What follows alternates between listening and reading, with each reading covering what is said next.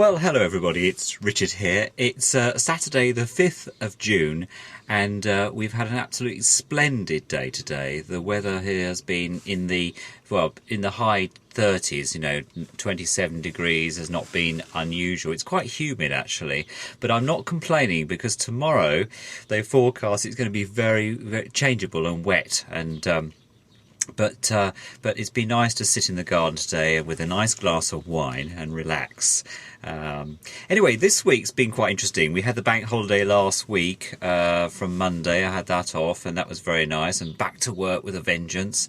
Got into the office and my colleague Jeff said to me, would I be interested in looking at his tuner that he has in his workshop? And I said, yeah, sure, I'll have a look at it for you, so bring it in. Anyway, he dropped it in on Friday and I immediately was really excited because it's the Pioneer radio tuner receiver SX690.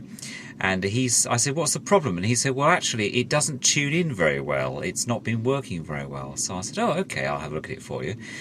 And I was in the office just looking through the top grill and noticed there was quite a lot of sawdust, particularly around the variable condenser, and said to him, well, I'm not actually surprised it's not working very well. The poor thing probably can't tune in because all the clogged up. He said, well, I've got it in the workshop at home and been doing some carpentry. So anyway, I thought before I even switch this wonderful bit of kit on, which I'm going to show you in a second, exactly what the state of it really, because it might go fut if I plug it in. So I'm just going to take Mr. Panasonic off his perch so I can give you a bit of more of a demonstration here. I'm just going to turn the camera around. There we go.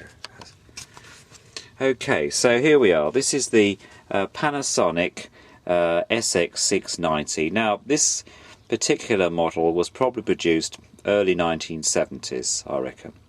And very sturdy, quite heavy, but very nice, very desirable. Now, as you can see, if you look through the grill there, you can probably just about see some of the components. Now, if I take the top off, which I have done earlier, you can get a better view of what is lurking beneath, as they say. And certainly, let me just put that down on the ground, certainly you can see plenty of sawdust. So, and if I just get my little red pointer out, here we go, look, all of it here. I haven't even attempted to turn any of the control knobs here because I don't want to make it worse.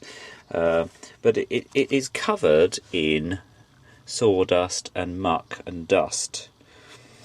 Interestingly, it's got these wonderful 3 lamps here, which obviously fit onto this acrylic backplate, which then goes onto the front panel of the tuner. Now, the actual thing itself, I just turn this up a bit. If I just turn it up so we can have a good, better look. There we go.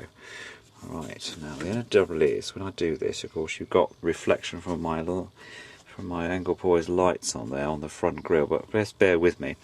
Right, so, whoops, never mind. That's just the top falling over. Right, so this end we've got the tuning knob, which I say I'm not actually going to attempt to touch. You then, next to that, you've got the usual tuning bar which goes all the way along. You've got the FM and AM tuning indicator, and then there's a stereo, so I imagine there's a lamp behind that.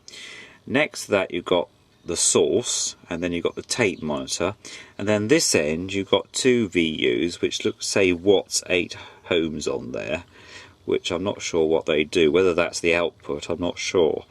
And then you've got this wonderful bar which goes all the way along. Now beneath that you've got loudness, then the volume control, balance left and right, and then the function, so it's on FM at the moment, AM, phono and auxiliary, and then you've got the mode, FM mute, stereo on, so, and then obviously mono off. So okay, so you've got the choice there for the frequency for stereophonic or mono, and then treble and bass, and then you've got speakers A and B, a Then next to it you've got a phono output, and then the power switch on and off.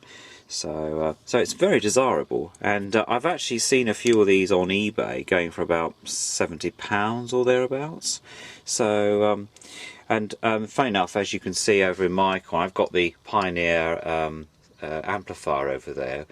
Probably a slightly later model mine is, along with Mr. Hitachi, the FT4000L, which I've had since about 1976. I think I got that. So those two are in this. But I mean, this is solid stuff. This is really, really heavy. If I just put her back on there we go.